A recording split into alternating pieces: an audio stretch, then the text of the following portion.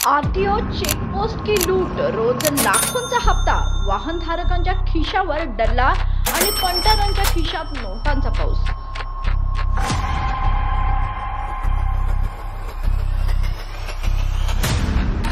कोल्हापुरात सुरू आहे एक काळी यंत्रणा आणि याचा स्फोट केलाय थेट मनसेचे जिल्हा उपाध्यक्ष रोहन निर्मळ यांनी। कागल चेकपोस्ट सह परिसरातील विविध मार्गांवर आरटीओ विभागाच्या वतीने वाहनधारकांची लूट सुरू असल्याचा गंभीर आरोप महाराष्ट्र नवनिर्माण सेनेचे जिल्हा उपाध्यक्ष रोहन निर्मळ यांनी केलाय। पंटर नावाच्या एजंटाच्या माध्यमातून दररोज लाखोंचा हप्ता गोळा केला जातो असा त्यांचा दावा आहे।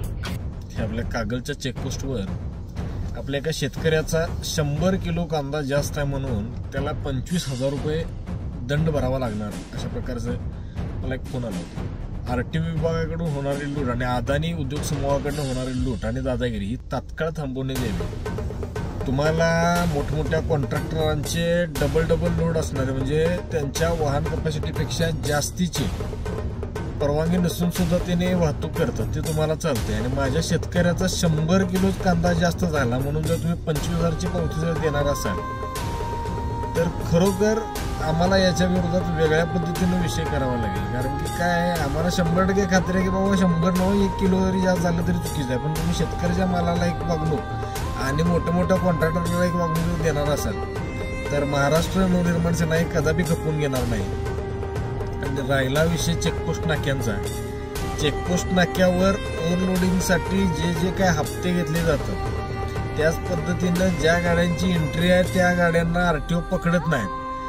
कागल चेकपोस्ट नाका ज्या वेळेपासून झालाय त्यावेळेपासून कागल पासून गडिंग्लज मार्गे म्हणजे कागल सिद्नेरली गडिंग्लज ह्या मार्गावर आरटीओच्या गाड्या जवळजवळ 10 गाड्या फिरायला लागल्यात आणि बघितलं तर बऱ्यापैकी गाड्या सोडल्या जातात आणि या म्हणजे आपले सामान्य टेम्पो चालक बारक्याच्या गाड्या त्या विनाकारण पकडल्या जातात। ज्यांचे हप्ते आहेत जे एंट्र्या देतात अशा लोकांच्या गाड्या सोडल्या जातात आणि ज्या लोकांचे हप्ते नाहीत, कोण एंट्री देत नाही, कोणाला माहिती नाही, अशा लोकांच्या गाड्या विनाकारण धरल्या जातात।